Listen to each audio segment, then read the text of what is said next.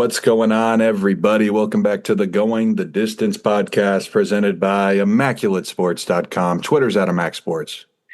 Instagram is also at ImacSports. TikTok, YouTube, Immaculate Sports. It's episode 268. Today's the NFL trade deadline. A lot of craziness, specifically with my favorite team. We'll get into that very quickly here. But also, the Dodgers did it again, man. What an insane 7-game series. Also got free agency for baseball. Plenty to talk about today. Yeah, it's going to be a primarily baseball focus on this NFL trade deadline day. Just so we get ahead of these free agent predictions, we're going to be doing our top 20 free agent predictions that we'll get into in a little bit. The season grades for the last 4 teams that were alive in the MLB season, and then our normal player, pitcher, rookie of the week, player, defensive player, rookie of the week. As we always do. Before we get into that, we've got the opener, and I'll just start off with the World Series. Was the best thing I saw. That was probably the most ridiculous World Series that we've seen in our lifetime. 7 games. Yeah.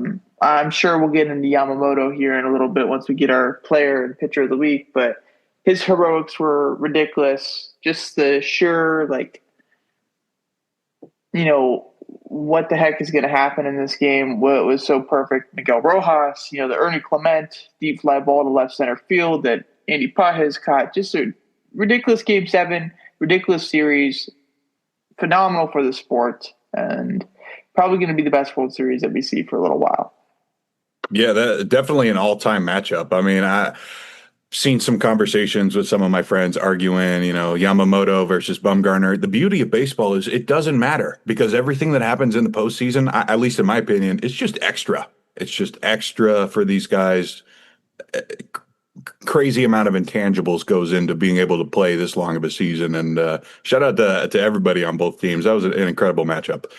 Yeah. But for my opener, let's get right into it, man. The Jets had some very shocking things happen today, and we'll start off with the first one. I thought there was no way Sauce Gardner would be traded. That was the last guy I thought.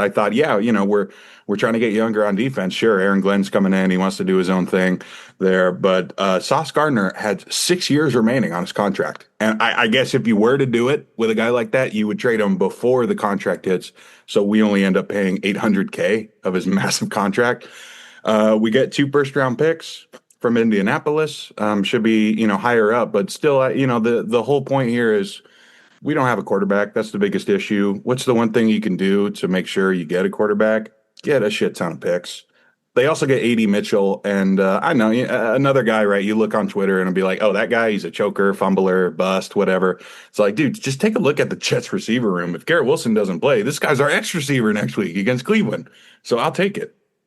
After that, maybe even sadder move is Quinnen Williams going to the Cowboys. We do get a 2027 first-round pick swap kind of deal. It's either the Cowboys or Green Bay. Also a second-rounder and a guy who went in the second, Mozzie Smith, D lineman from Michigan. Massive haul, right? Great job on Darren Muji getting a first-round pick for a D tackle. You don't see that every day. The issue here is this is the heart and soul of the Jets for the past 6 years. So there goes our captain, leader of the defense. It's going to be a completely different team now going forward. And luckily, both those guys have been hurt for most of the year, so I don't see the actual play on the field changing. We're still who we are. We're going to try to fight in the run game. Breece Hall is still here. Jermaine Johnson, Quincy Williams. But it sucks when we're always looking not just a year ahead, but now 2 years ahead. Now it's like we're not even going to be good next year. We're going for that Jeremiah Smith draft. So that's the Jets deadline. Very sad. I feel that wasn't as emotional, I guess, for the Raiders, but definitely the Sellers aspect I understand. Obviously, the Raiders went through a stretch where they had 2 first-round picks in a year and then 3 first-round picks in a year because of trades with Amari Cooper and Khalil Mack back in the day. So those are kind of reminiscent of that. Fortunately for the Raiders, that we picked good players, but it didn't really turn into jack shit during that time. So hopefully it's different for the Jets. Raiders did make a move, and I guess I will talk about that now just because we're on the topic, with Jakobi Meyers going to the Jacksonville Jaguars for a 4th rounder and a 6th rounder. Obviously, way less importance here with this deal. Not as many big picks. Jakobi's on an expiring deal. I didn't expect to get more than a fifth for him, so a fourth and a sixth is pretty good. Um, I'll take that. Will those players turn into anything? Considering that Pete Carroll has drafted Jack Besh in the second round and he doesn't even see the field instead of Tyler Lockett, who knows? Um, but I don't hate the deal. I thought we get a good amount of value out of it. And hopefully now we play Jack Besh instead of Tyler Lockett. That was my takeaway. Yeah, that's good. It is good that we had the trade deadline on Tuesday. I think the MLB also abided by our podcast and did their trade deadline on a Tuesday this past year. So we got to at least talk about all the trades if we wanted to. And it wasn't like a Wednesday morning, Tuesday night type thing that we're just like, dude, like, what are we supposed to do here? But we'll get into where's your head at now, starting off with our NFL player, defensive player, and rookie of the week. A lot of different choices here, I'd say, for the player of the week. Not one that really crazily stood out to me. Who did you choose here? Yeah, there were some video game numbers put up this week. Rico Dowdle single-handedly beats the Packers. Your guy Brock Bowers is finally back. But I think I have to give this one to Sam Darnold. He completely shreds Washington on Sunday night. 21 for 24, 330, 4 touchdowns, and none of them were to JSN either. It's kind of unbelievable, honestly, when you think about that. And, it sucks because I think everybody kind of knew this was somewhere inside of Sam Darnold, and now he's just putting it all together and having an excellent season. Yeah, Sam Darnold had a great week on Sunday night, of course. I did go with Brock Bowers. Just maybe that's because I watched that game so close. But 12 catches on 13 targets, 127 yards, and 3 touchdowns for the tight end. In his return after not playing the last 4 weeks of the season, and just watched him, at full health for the first time, really since the first half of week 1, because he got hurt the second half of that game versus New England. Played the next 3 weeks against the Chargers, Commanders, and Bears, but was wearing a big knee brace, wasn't really himself, very limited mobily. There was none of that against the Jags. He was so dominant. He was faster than the DBs. He was stronger than all of them as well, too. Really a complete matchup nightmare, and you don't really see that too often like that ever in the NFL. So Brock Bowers, welcome back. Happy to have you. Player of the week for me. That was such a weird game. Yeah. Welcome to the Raiders. On to defensive player of the week. I'm going TJ Watt. He had the triple crown, sack, fumble, and recovery to seal the deal against Indianapolis. The Colts almost came back in that one too, but TJ Watt makes the game-sealing play. They prove that he still got it, that Pittsburgh defense has still got it, and pretty much a must-win game for Pittsburgh with Baltimore creeping right behind them. My defensive player of the week is going to be Alex Highsmith of Same the idea. Pittsburgh Steelers. Yeah. 2 sacks, forced fumble. Really just an award goes out to the whole Pittsburgh Steelers defense in this game, going against the Colts. I think they forced 5 or 6 turnovers in this game. One of them was a muff punt by Josh Downs that was kind of fluky. But regardless, the Steelers defense was so good and so opportunistic that we've seen, is usually a big part of a Steelers defense in the past 20, 30 years, honestly. But it's been lacking this year. It wasn't lacking in this game, though. Alex Highsmith, TJ Watt, whoever it is, great job on the defensive side of the ball there. How about rookie of the week? Oh, we know who this is going to be, Kyle. It's our guy, Kyle Monangai from Rutgers. It's still wild to me that he falls as far as he does in the draft, considering he got the ball so many times and never fumbled in his career at Rutgers. But, finally gets his shot. First career start. He goes 26 carries for 176. And like we talked about before the season even started, this is just going to be the perfect power back for Ben Johnson's offense. Yeah, Kyle Monangai, my rookie of the week. As our fantasy chat knows, I absolutely love this guy, even though I'm possibly trying to trade him right now. Almost 200 all-purpose yards, though, on 29 touches. Was against the Bengals. I don't care, dude. It's good to see him actually get to play. He's been sitting on my bench for the entirety of the season, just waiting until he gets his opportunity. He got his opportunity on Sunday, and he went ham with it. So it's good to see from Monangai. Happy for him, and hopefully he takes over that backfield because there's something there within him, obviously. And I think a lot of Bears fans and maybe even the Bears coaches and the people that actually matter saw that on Sunday. On to the MLB Players of the Week. Start off Player of the Week. This one seems pretty easy because we've talked about him a little bit already. Yeah, well, there are a bunch of honorable mentions. If you show out on the biggest stage, you deserve a shout out. So, Barger, Ernie Clement, they were kind of the heart and the soul of the Jays this postseason, which was a shocker for most people who had no idea what his name even was before he got there in the World Series. Bo Bichette had a massive hit dealing with his injuries. Your guy Will Smith had a big homer and kind of shattered my hopes of seeing Dalton Rushing getting that bat. But yeah, I think they got this one right. This is going to be Yamamoto. He joins elite company for everything he's done for the Dodgers in his career so far. 2 wins in back-to-back days, giving up 1 run. Incredible. Yeah, Yoshinobu Yamamoto, Player of the Week. Pretty easy there. I like you said though, definitely some honorable mentions there. Will Smith, Miggy Rowe, all the dudes really on both teams kind of deserve it, except for maybe IKF. But regardless, such a great series. Yamamoto really did something that even Madison Bumgarner included, that we just haven't seen before. Coming in 96 pitches, no days of rest for him, and just coming right back in and not really having any dip in his stuff or control, whatever it was. He was on. He was on, and that's a testament to his hard work, obviously, and the stuff that he does to prepare himself for every single game. So good to see there, and good to see the recognition that he's getting on the bigger stage now.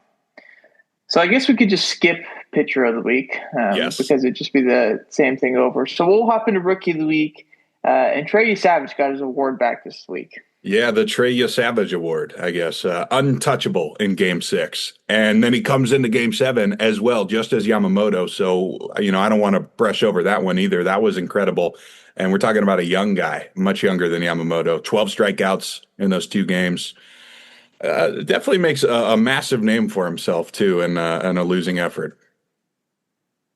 Yeah. Trey Savage, of course, 12 strikeouts was, I believe, the rookie record for a game in the World Series, which is one of those like ESPN pretty specific stats. But regardless, there's World Series been going on for a long time. So Trey Savage was dominant there.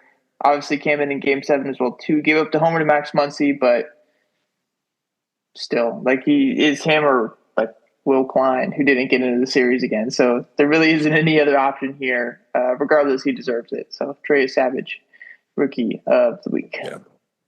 Which brings us to our last 4 season grades that we have to do: the Brewers, the Mariners, the Blue Jays, and of course the world champion, back-to-back world champion, Los Angeles Dodgers. We'll start off with those Dodgers. A+, of course, but any reasoning behind that? What do you want to get into here? Yeah, man, they did it. They went back to back. They have the best player in the world. Some of their best players will be there for a long time. It's got to be an A+. Yeah, obviously an easy A+ here. Navigated a shit ton of injuries, some bullpen mishaps. Mookie, just not being himself, obviously. Yeah. Still affected from that early season, food poisoning type thing that he had over in Japan. But regardless, this Dodgers team is about as good as any team that we've seen in the past 10 years of the sport. Maybe some Astros teams rival it, but maybe that Red Sox team in 18 as well, too. But regardless, this Dodgers team is great. The starting pitching is top tier. The bullpen was good when it mattered. The lineup is amazing. The defense is good as well, too. They have it all, and it's not going away. So the Dodgers A+, of course. What about the team that they played in the World Series, Skyler, the Toronto Blue Jays? I also gave them an A+. And looking back, I don't think any other team in this entire tournament could have taken the Dodgers to 7 games. I didn't think they had this in them, but I guess it was the right combination of veterans and postseason magic. And, who knows what the future looks like for these guys. But from a yearly standpoint, this was straight up domination in the American League. Yeah. A+ for me as well, too. They got a lot from the rotation this year, even without guys like Jose Barrios, and Max Scherzer was hurt for a good part of the year. So what they did, through the injuries, navigating guys like Eric Lauer was pretty good to see there. The bullpen, shaky at times. They made the right moves. Jeff Hoffman got good late in the season. It was obviously a big part of why they went to the World Series. Had the blemish in Game 7, but it's bound to happen at some point if you're a reliever. It's just how baseball is. The lineup was way better than I expected. Like we talked about throughout the entire year, even whether there's power rankings or even our postseason predictions, like we both kind of felt Toronto could be a team that just fizzles out and does nothing in the playoffs. They don't do that. They, fight in every series, do what they're good at, and really stick to themselves. And a lot of players made a name for themselves. Will they bounce back? Who knows? Bichette leaving, perhaps, but Anthony Santander is coming back most likely at full strength. If he doesn't get Trey cut. Savage is going to be a legitimate rookie next year. And, maybe they add in the offseason as well, too. So maybe the Blue Jays might not be done yet, but this year, for sure, has got to be an A+ for me. The Seattle Mariners. What do you got? I'm going to give Seattle an A. Again, with these guys, it was kind of a miracle run that hasn't happened in a long time. And specifically for the Mariners, they know 2001 was the last time they've been here. The pitching feels like it's not going away, but they clearly need some more bats to go on a legit World Series run. We touched on that a little bit last week with the future predictions. And less Dan Wilson fans after the playoffs. It just kind of seems like their pitching staff got burnt out after that crazy long game they played against Toronto. And unlike the Dodgers, they weren't able to shake it off. They kind of went cold after that. But I'm still giving them an A. Yeah, I'll explain before I get into the grade my differences in grading Toronto and Seattle. I didn't expect much from Toronto this year. So for them to overachieve and get into a spot where they could have won the World Series made me give them that A+. Seattle, I expected them to be, one of the last few teams left in the AL. I expected them to have a chance to go win the World Series, especially with the moves that they made at the deadline, really that all-in mentality, and to not even make the World Series in probably the weakest year for the AL that we're going to see in the last 10 years and maybe the next 15 as well, too. For them not to get there with that roster, it's pretty disappointing to me. I still gave them a B+ because they had so many great things going on this year, but I highly doubt Cal Raleigh is an MVP candidate next year. I don't think Eugenio Suarez or Josh Naylor, at least one of them is probably going to leave. Pitching staff is good, but free agency is approaching pretty quickly for some of those guys. And new moves are going to need to be made with this roster. With that being said, they do have like a top 3 farm system. I think they have like 8 or 9 top 100 prospects according to Pipeline. But regardless, prospects are prospects. Until you see them actually play and produce, you don't really know what you're getting out of them. So I'm a little bit more tentative on Seattle in the future. Again, that's kind of why we didn't put them in our World Series predictions in future years. But still, this season alone, a great year. To have all the things go the way they did gives a B+ for me. Milwaukee, the last team that we got. I'll give the Brewers an A-. They were a great watch this season, but then they got pounded by the Dodgers. So I would like to see them spend some more money. They were right there with basically an entire homegrown team minus a few trades. So they're going to be scrappy again, but I think a lot of things went their way this year that probably won't happen again. So we'll see. I'll always be a Milwaukee fan. I love them in the Central as long as they're there before relocation starts. But yeah, I'm very similar grade to Seattle. I guess they kind of ended up right around where I had them, so I'm not going to be too hard on them. Yeah, Milwaukee gets a good grade for me. They get an A. I didn't expect this team to be the best team record-wise in the National League. I didn't expect them to compete with the Dodgers in the postseason, and they didn't. So there is that.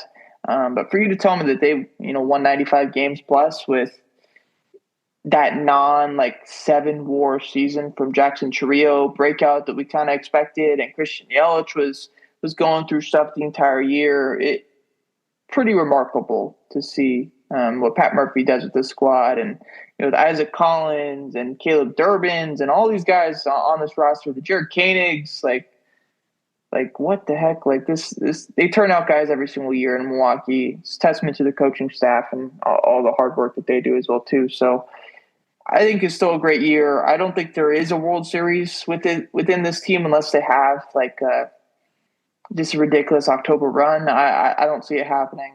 Again, it's the reason why we didn't predict them to do anything in the next 5 years in our World Series predictions. But this year alone, I think they overachieved and really, I'd say, reached their ceiling this year, and so that gives it an A+ for me. Okay. Yeah, no problems with that. On to our top 20 free agency predictions in the MLB. This isn't all, I said by 2025 WAR on our spreadsheet. It's not all by that, because if there was that, then there would be no Edwin Diaz and Robert Suarez. So I put those guys in. I put Shota Imanaga in once we saw that he opted out of his mutual option or whatever it was.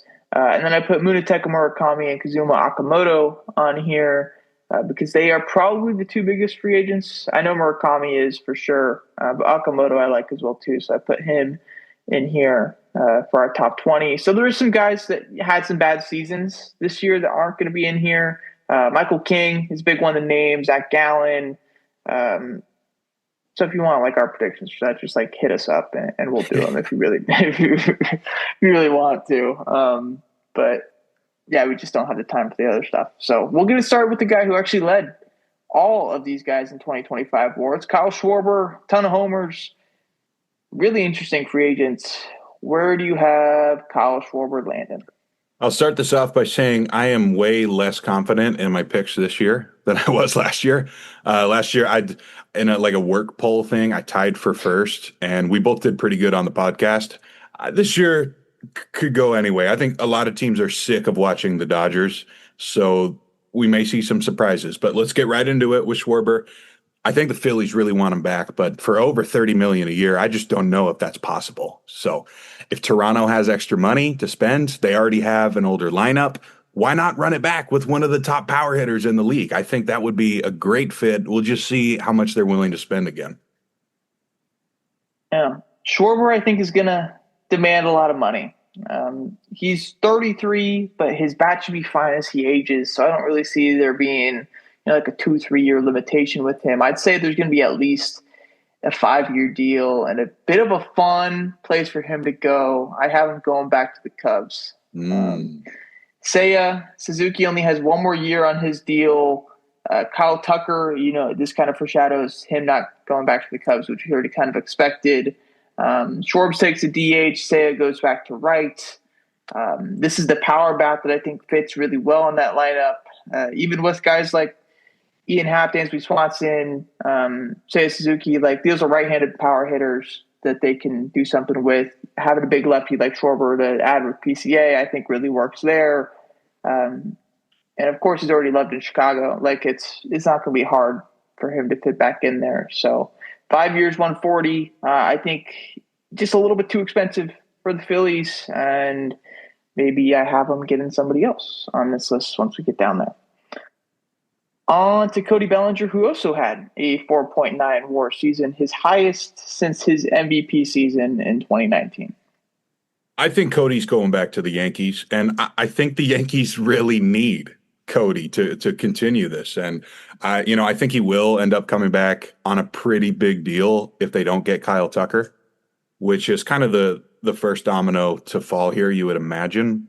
And we'll get into that in a second. But basically my thinking with the Yankees is there's another guy on this list that I think they're not going to bring back. And you can't leave the outfield with Judge, the Martian, and I don't even know who would be in left field after that. So I think they got to bring back one of these guys. And Cody's been a lot more consistent. So, dude, you think he can get a 6-year deal? Yeah. I think it's reasonable. He is 30, so there is that. I think he wants to play center field, and he played a lot of left field and right field this year for the Yankees. And if he wants to play center field, I think there's going to be teams out there that are willing to let him play center field. And I think for the Yankees, Grisham's fine out there, so they're not going to want to spend that money and accommodate him when they can have Grisham. And maybe that foreshadows what I do there. I think this could be a big deal as well, too. Before I say the team, 200 plus per chance. I have it 7 years, $200 million to the Houston Astros. A lot of injuries in Houston, and I think the idea with Kyle Tucker, since they traded him, that people think that they're just scared to spend. They're just scared to spend, $500 million on a guy. And Kyle Tucker demands that, or at least gets close to it.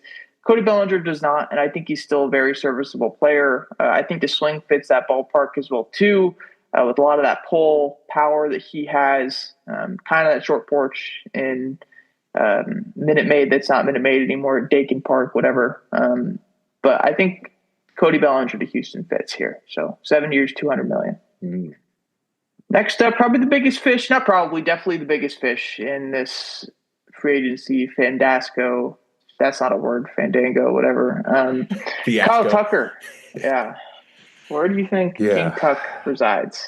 Well, if it's not against his morals, I think Kyle Tucker will be a Dodger.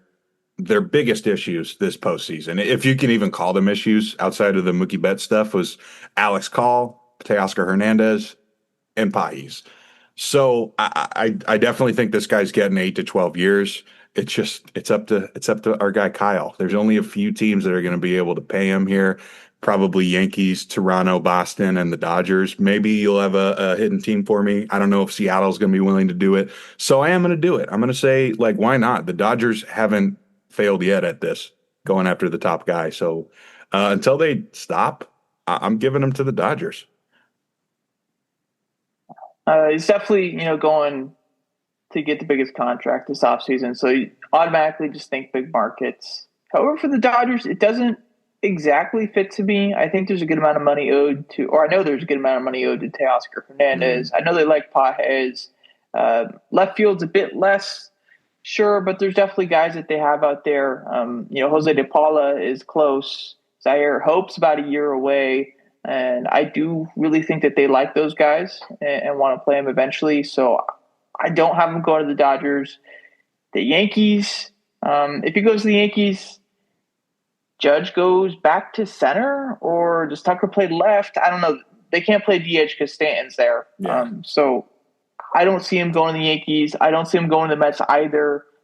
With Soto already in right field, I think he wants to play the position that he wants to play, and that's right field. I agree. These aren't guarantees on why they won't go to these places. Like, he could very much easily end up a Dodger, Yankee, or a Met, but I think these are a bit of roadblocks when it goes to that. So as far as the deal goes, I don't think it's going to be 10 years, considering he's already 29, or maybe it is. My guess would be close to the 7 or 8 years, and that higher AAV, like 40 or so, maybe even more. So my surprise team to get him is the Angels. We know that they've shelled out big contracts before, Anthony Rendon and Albert Pujols, of course, but they haven't done it in like 5 years. Obviously, Mike Trout gave out a lot of money too. Trout's a DH now at this point. Joe Adell, Taylor Ward are in their last couple years of service time, being able to stay with the team. Zach Neto's there, Nolan Schanuel's there. I think if they go out and get a big fish like Kyle Tucker, it would make sense. So I have 8 years, $315 million. Could be like 9, 350, 360 as well too. Maybe even 10, 400. That's definitely possible. But I do have him going to the Angels as my surprise. Big pick for the morals right there. Yeah. Next up, our first pitcher, Ranger Suarez. A fun market for him. And really all these good left-handed starters that we have this year. Yeah, I think, honestly, any team that was just in the postseason is going to be in this conversation. So I'm going to give the Blue Jays somebody here. Again, if they want to stay competitive, they got to keep spending. They've proven that they've been in the hunt, at least allegedly, on some of these big moves. We don't know for sure about all the Shohei stuff that happened with his flights. But the whole point here is that their pitching staff is a combination of rookies and expiring guys. So, I read on ESPN, they do like Ranger Suarez. So I'm not going to overthink this. I'll give them there. If they want to be in the top 5 spending again, this is the kind of guy they're going to try to get. I think Ranger Suarez has a lot of fits when it comes to big markets. Anybody that has the money for him, I think, is going to go after him. I think, in my opinion, he becomes the biggest bidding war of the 2026 free agency. I think he goes way over market value.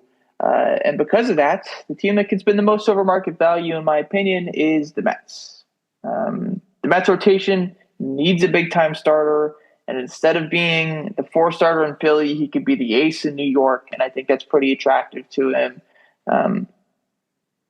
So you would think the Mets would probably be the team that people willing to cough up the most dough, just not because they're rich, but also because they have the need at this position.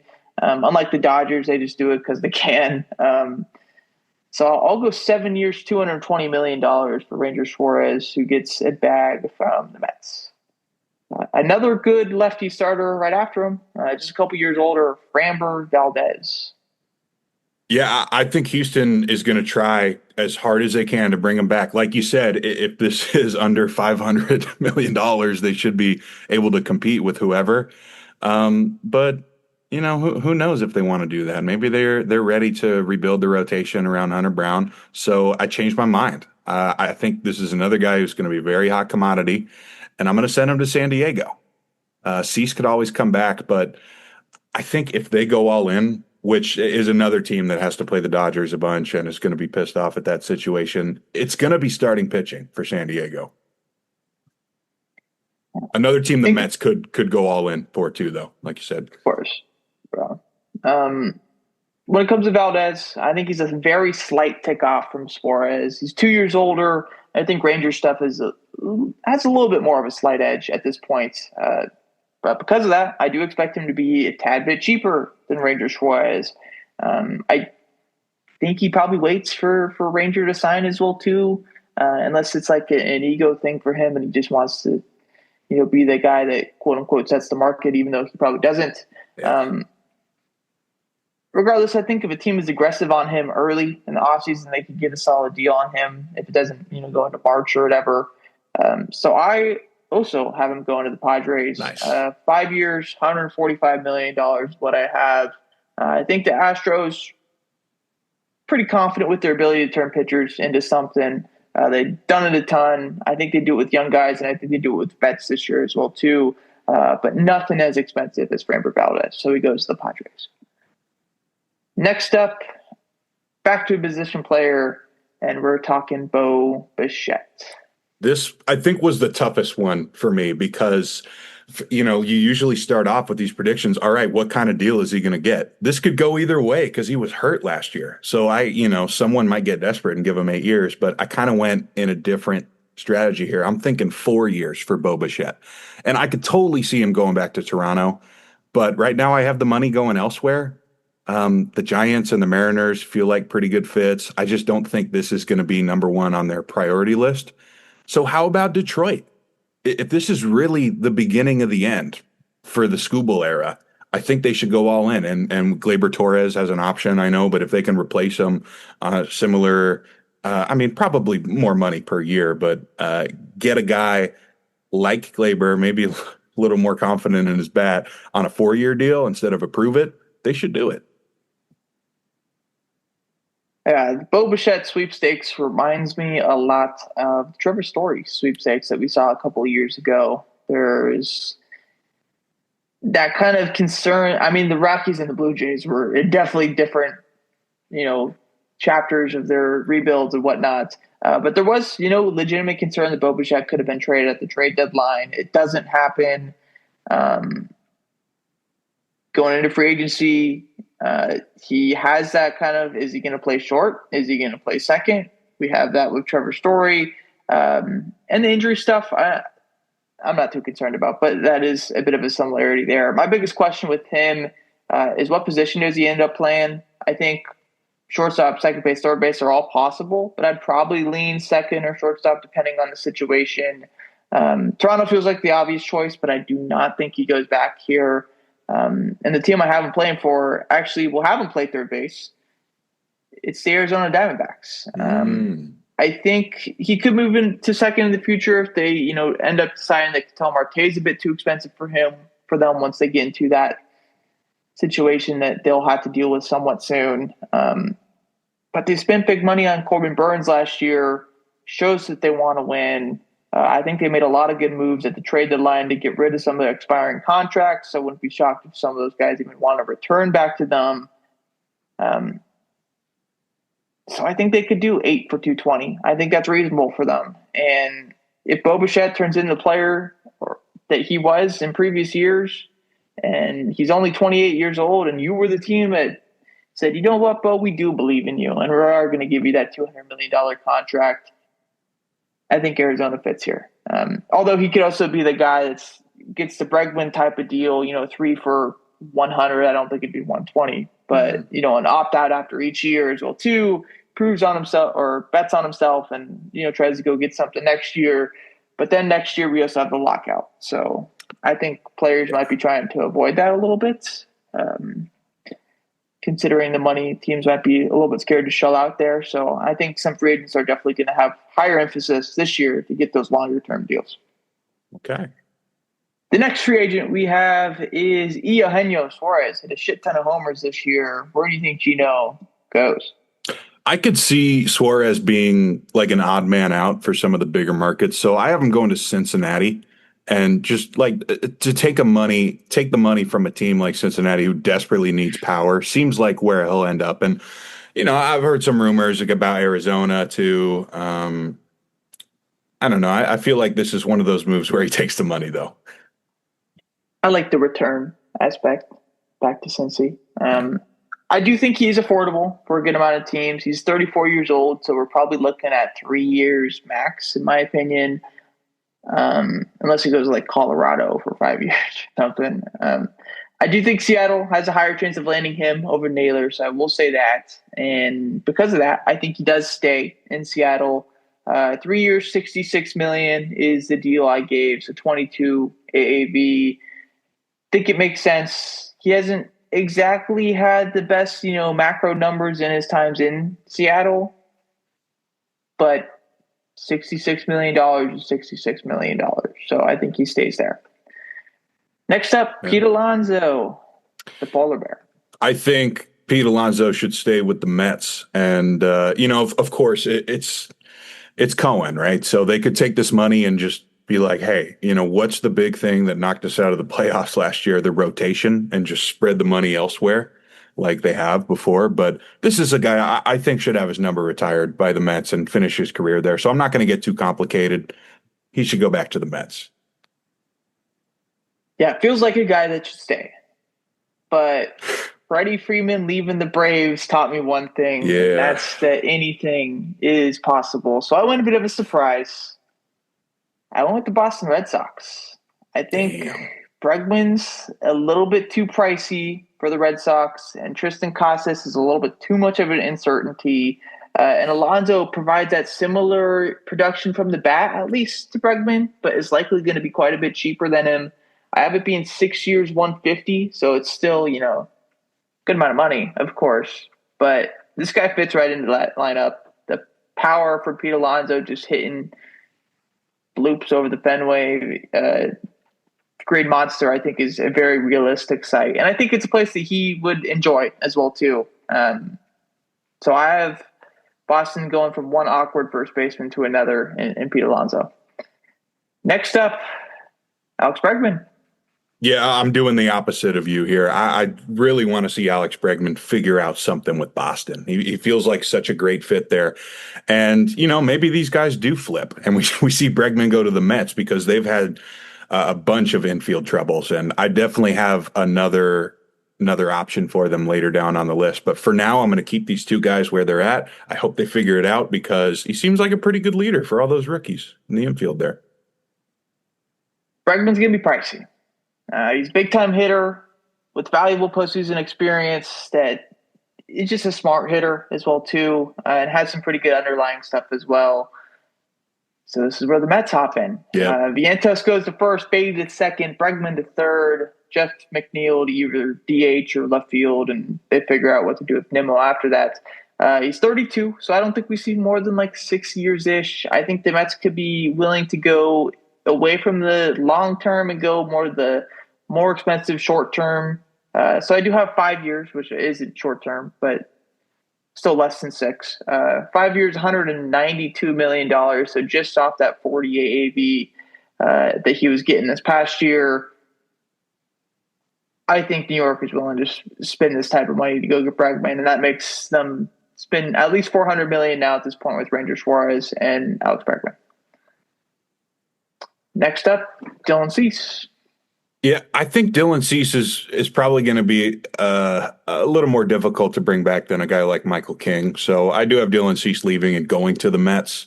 I've seen some Cubs talk for him, but I really think it's more likely that the Cubbies get outbid on most of these guys they go after for the rotation. And once again, the Mets just had an all-time collapse, mostly because of their starting pitching. So I think they're going to try to get at least one dude from this list. Dylan Cease is interesting. He's kind of a project, even though he's not. Like, he's expensive, and I think everybody realizes that he's good, but there's still more in the tank from him, and he could be a Cy Young type of guy. The stuff is really good. He just needs a third pitch outside of his fastball and slider. So I have the Yankees.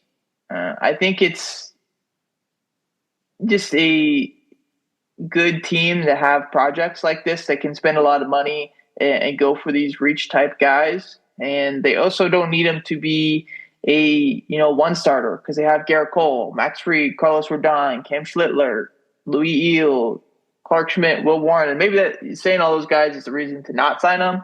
But we just saw the Dodgers have 9 starters and have it work out perfectly them in October. So if you have the ability to do it, go ahead and do it. I think Dylan Cease is the perfect guy for that for the Yankees. He is the guy that I do have on that weird, 3-year, $100 million type deal with an opt-out after the first and second year. Because if he goes out, the Yankees picks him, and he posts a 5-WAR season that I think is possible for Dylan Cease, he could go out and go sign like a 5-year for 200 and something million. That's how good Dylan Cease can be. So I do think he capitalizes on that. But until then, 3 years, opt out after the first and second with the Yankees. Next up, Trent Grisham. Mentioned it earlier. I don't think he and Cody Bellinger can both go back to the Bronx. So I had him leaving. And this is, one of the contenders I have in my scenario that has lost a lot is Philadelphia. They need some outfield help. And it always feels like they could use another left-handed bat. So maybe I'm going a little bit too much on what do these guys need than what is actually, a price that they're going to pay. But I do have them going to Philly, not New York. Trent Grisham.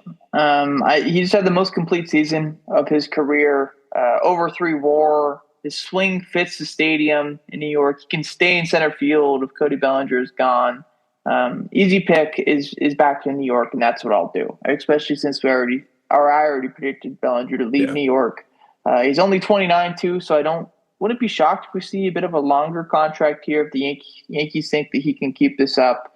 I went 5 years, 95, which I think is a bargain for him if he gets into that consistent 3 WAR, close to 30 homers, good center field defense. It's a pretty rare combo. So Trent Grisham, 5 years, $95 million, back to the Yankees. I think it's a good deal. Next up, Josh Naylor.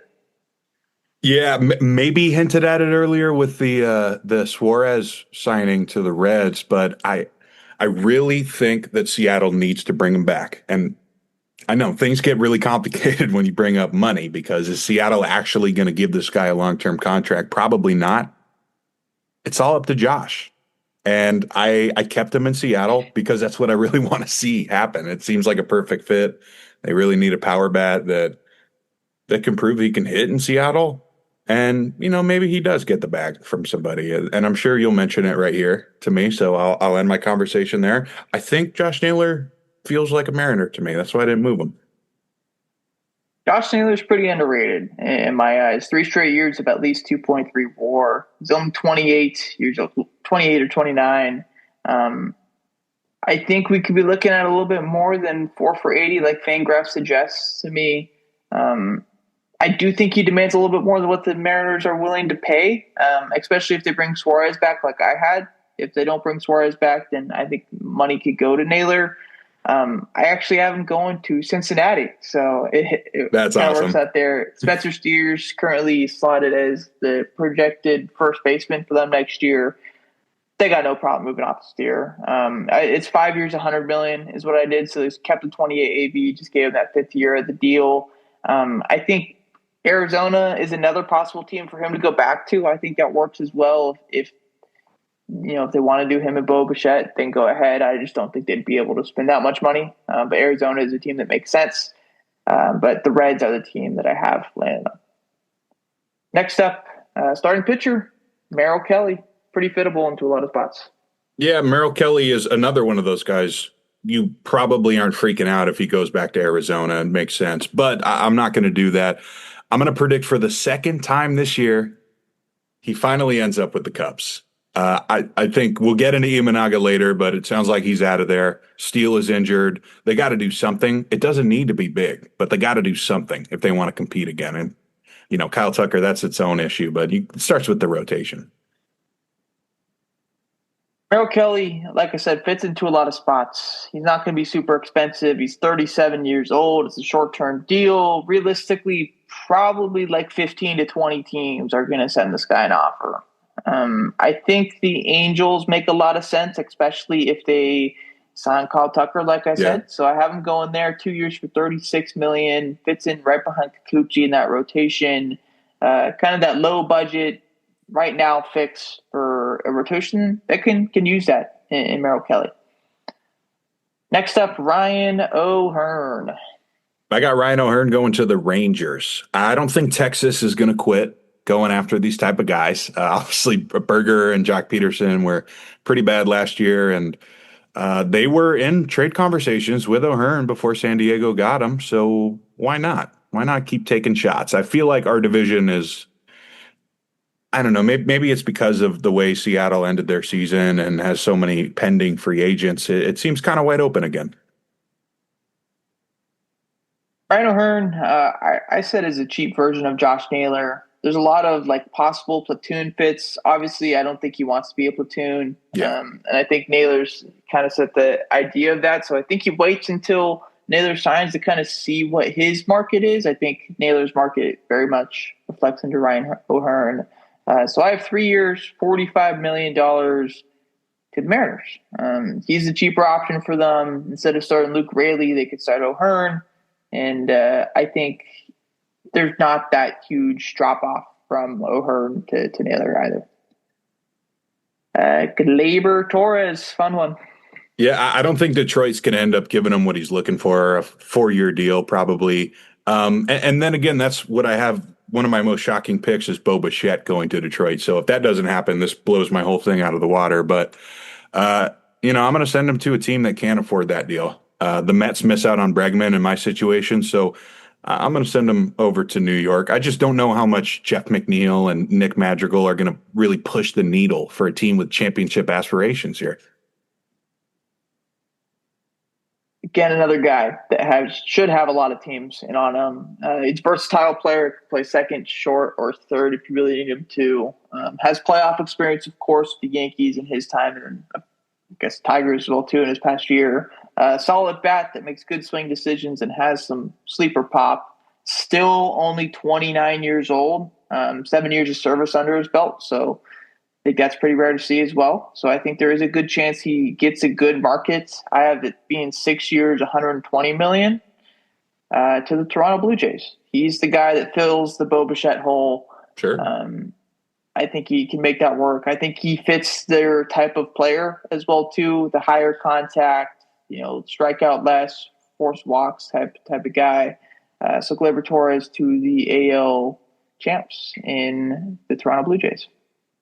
Next up, our newest free agent, Shota Imanaga. I just said Dodgers, no notes to the Dodgers. It's kind of perfect timing if you want to join the Dodgers, right? To opt out at that time. I could see this being another Angels guy. They end up dishing out the most money. And if they are able to pick up some other names like Kyle Tucker, maybe, but that's just not how my simulation has gone. So he joins the crazy group of 9 starting pitchers and replaces Kershaw. Market's going to be good for Imanaga. I think he likes, or maybe it's probably his agent, to be honest with you, that likes the Suarez Valdez market and says, hey, let's hop into this now while we can and get a long term deal. His deal with the Cubs was only like 4 for 53 or something like that, so it wasn't even that large. I think we could still see him get a 4-year deal, close to $100 million. I don't think he goes to the Dodgers. I have him going to the Giants, actually. I think it makes a good amount of sense there. I think the Giants probably going to be willing to spend some money considering the other teams in their division are doing that. And this is the first guy I have going to them. So Shota Imanaga to the Gigantes. On to our couple of relievers. So we have Edwin Diaz is the first one. Yeah, I think just like Pete Alonso, he should at least try to go back to the Mets. So that's what I'm going to do. And they could be pretty far apart here, but I think you got to give this guy what he wants. Most years, he's the most dominant reliever in baseball. So I don't play around with my bullpen. I would pay my guy. Yeah, so many teams I think are going to be in on this guy, but I think he stays with the team that gives him the most money. So I say he gets a new deal with the Mets, 4 years for $90 million. Back to the Metropolitans. Robert Suarez, our other reliever. I got this guy going to San Francisco, and the Giants allegedly want to keep spending, like you said there, but I don't think they're talking about the lineup with this, and I don't have them getting a top starter either, at least in this group. I mean, there's other starters we haven't talked about yet, but I'm sure we will when we get there when they sign. Duvall is gone. The Rogers brothers are gone. Rodriguez won't be pitching this year either, so they got to do something for the pen. I think that, like you said, they'll be willing to dish out some money if it's not going to a DH. Torres, another guy, has a ton of teams in on him, I'd imagine. Even if he goes back to the Padres, I don't think the closer job will be his. Nope. Even though it was his this past couple of years.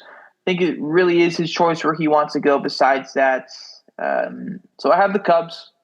Cubs don't really have a true closer, and they're in a solid point when it comes to contending. So I think he'd get the closer job there quite easily and be in a pretty good spot. 3 years, $50 million. This guy's 35 years old already. So it's not like he's 22 or something like that. So Robert Suarez, the Cubs. Now on to our two guys from the NPB. Munetaka Murakami is the first one that we have. One of the bigger names that we've seen coming over. Yeah, and honestly, Kyle, like for the past 4 years or so, it just feels like he's an Oklahoma City Dodger right now. That's what it's always felt like to me, so I'm not going to waver on that. I've heard some Seattle news, but I mean, if they don't even want to pay Josh Naylor, then how are they going to get Murakami? Because he's going to be going for way more than that. Unless he's in that same situation as he can get a lot. Okay, good. Yeah, he's going to be a Dodger then. Yeah. Yeah. I do think there's some issues with Munetaka Murakami. The swing and miss is drastically real. It was really rough in the MPB, in a league that doesn't really have a ton of swing and miss and doesn't have the stuff that the MLB does. So I think we're going to see some really, really rough contact numbers, at least the first year from him in the MLB. But just as real as those swing and miss problems are is the legitimateness of his power. His exit velocity numbers are off the charts. I think we're seeing high 110s for his max EV and stuff like that. I think there's going to be an adjustment period. And my player comp for him, I'd say, is Max Muncy. I was just going to say he's the rich man's Max Muncy. So with Max Muncy being a free agent, he fits perfect with the Dodgers.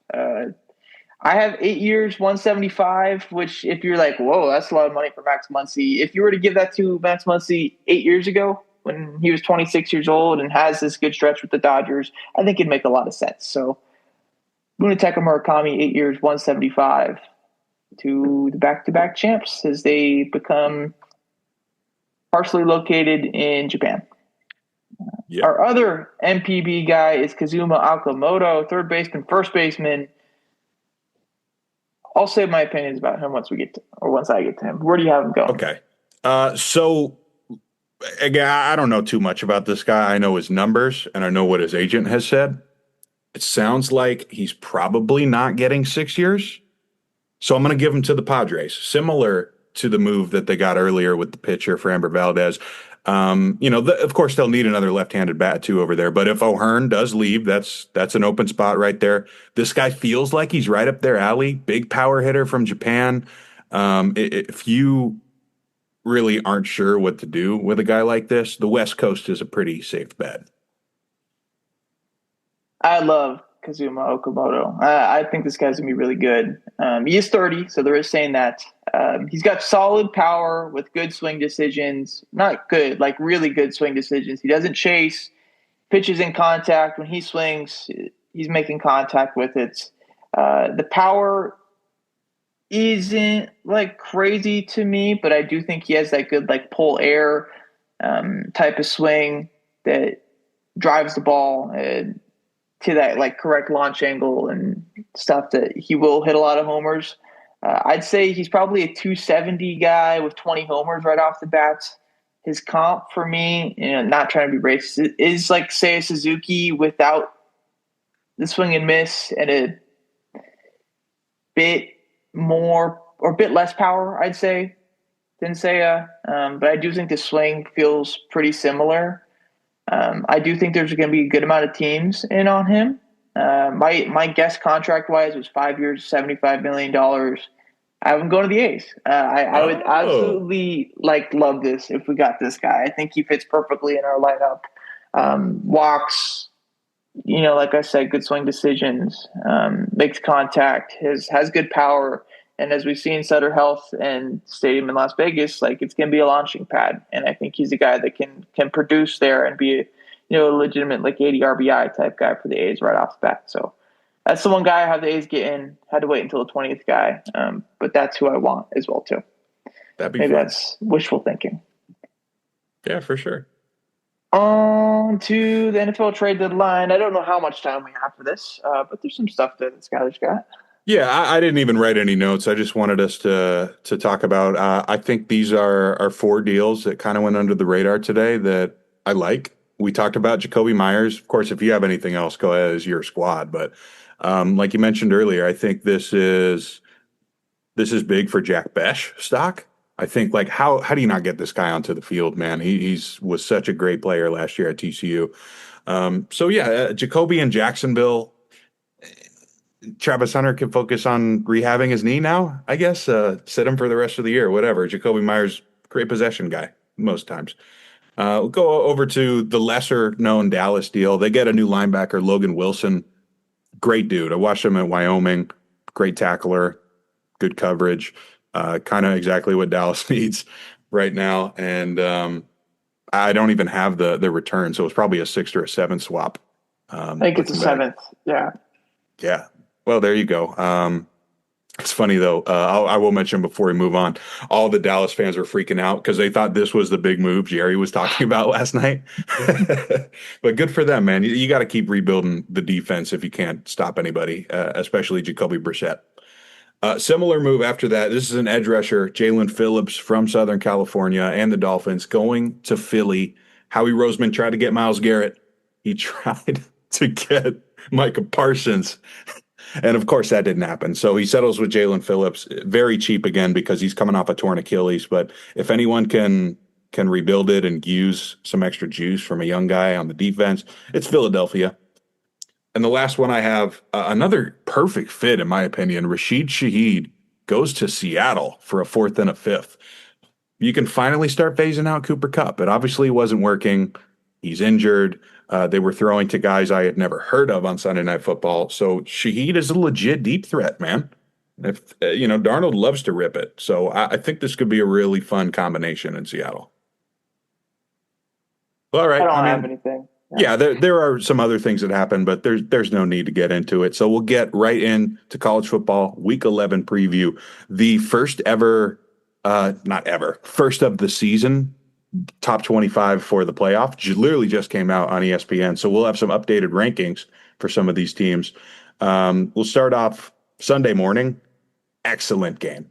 Top 10 matchup. 7 BYU goes to 8 Texas Tech. Texas Tech favored by, it's now 10.5, which is a pretty big margin. I know it's going to be in Lubbock, North Texas for game day that day, but I expect a really great game. Both these teams love to run the crap out of the ball. So interesting. The line is changing once again. We'll get into that later. At 12:30, number 3 Texas A&M goes to 22 Missouri. Texas A&M's been awesome. Marcel Reed has been on my Heisman watch all season long, and they've been dominating. And I expect that to continue to happen. But we got to tune in because you never know at Texas A&M. This is a game sometimes they lose. Now a new ranked matchup. Iowa was not ranked before this just started, and they're 20th. They're hosting number 9 Oregon. Oregon only a touchdown favorite. Iowa usually known for the defense. This year they kind of turned to an air raid. So just one of those games I have got to tune into at 12:30 because I got to see what happens to Oregon's defense now. They haven't faced an air raid team since probably USC a couple of years ago. Yeah, 6.5 for Oregon. We'll see how Iowa looks there. And then at the night slot, a couple of rivalry games. LSU is unranked now. No Brian Kelly. No quarterback either. That's right. Nussmeier's out. They're going to number 4 Alabama. So that line is 10.5 for Bama. Probably gets even bigger because they don't have a coach over there for the Tigers right now. And then a fun one. Navy goes to number 10 Notre Dame. This is a game Notre Dame is tend to play down, even though they are 27-point favorites right now. And if you want to bet Navy plus 1,500, that would be a crazy thing to hit. Unfortunately for Navy, they're on the run, and Horvath is still there, their senior quarterback, who was great last year, but just an emergency watch, I think. And that's it. The game's obviously not as crazy as last week, but still a couple ranked matchups to tune into. Be big for the playoff. Under our layups bowl predictions before we get out of here. Good week for us last week. 3 out of 4. Finally had a good week here. I had the Niners minus 2.5 versus the Giants. That does hit, of course, in the battle of SF. Giants versus Niners. I don't know if you've ever seen that Giants and Giants skit with Eli Manning. Oh, yeah. Yeah. That's pretty fun. But regardless, that hit. Skyler had the Bears minus 2.5 at Cincy. Ridiculous hit there, just with the incompetence from the Bengals defense. This week, I have Houston money line minus 125 versus the Jags. The Jags don't have anybody at receiver right now. Brian Thomas might not play. Jakobi Meyers, if he does play, he's on his first week with the squad. That Texans defense is really good. And I know CJ Stroud is questionable right now, but I don't think the Jags defense is that good. So I'll have Houston money line minus 125. I like that, especially if they do announce Davis Mills and it's a crazy change of events on the market. I could see Houston too. Chicago almost sold me last week, but we came out with a win. Game I just mentioned is going to be my layup. BYU plus 10.5 now. There's no new news. I don't know how the line changes by a full point just because the rankings changed on ESPN, but I'm sticking with my guy, Bear Bachmeier. Those guys run the crap out of the ball, and I expect this to be a close game. If they control the clock, there's no way they lose by 2 scores. They would lose in a very close game. Last week, bold predictions, not that bold from either of us, but I had Buffalo from plus 110. That hit. Skyler had Vandy over Texas. Hearts played. Yeah, Poverty did not have a good first 3 quarters, a good fourth quarter for him. This week, I have the Niners money line plus 160. This is against the Rams, obviously the dog here, but Niners play good against the Rams. They always have. Shanahan seems to have McVay's number when it's not in the playoffs. They already beat him this year at home now. Mac Jones, Brock Purdy, doesn't matter. I think the Niners get him here at plus 160. All right, going back to the NFL for mine too. Monday night game, I got Philly winning in Green Bay at Lambeau plus 115. I just don't really like what I've seen from Green Bay thus far. I know I moved them up in the power rankings, especially after they whooped somebody on Sunday night. I'm forgetting who it is for some reason.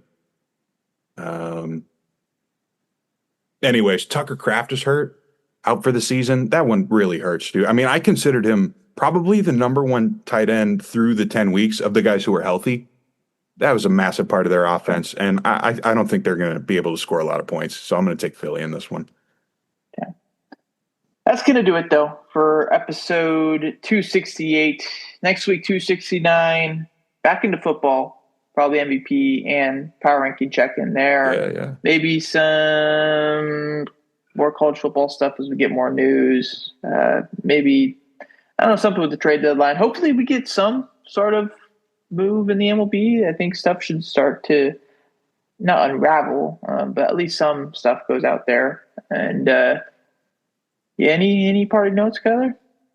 Yeah, I agree with MLB. I think that was such a long postseason that a lot of teams are really anxious to start doing something, even if it's just offering a qualifying offer. Yeah. That'll do it, though. See you guys next week. I'll see you next week, Kyle, for 269. Yeah, nice. Nice.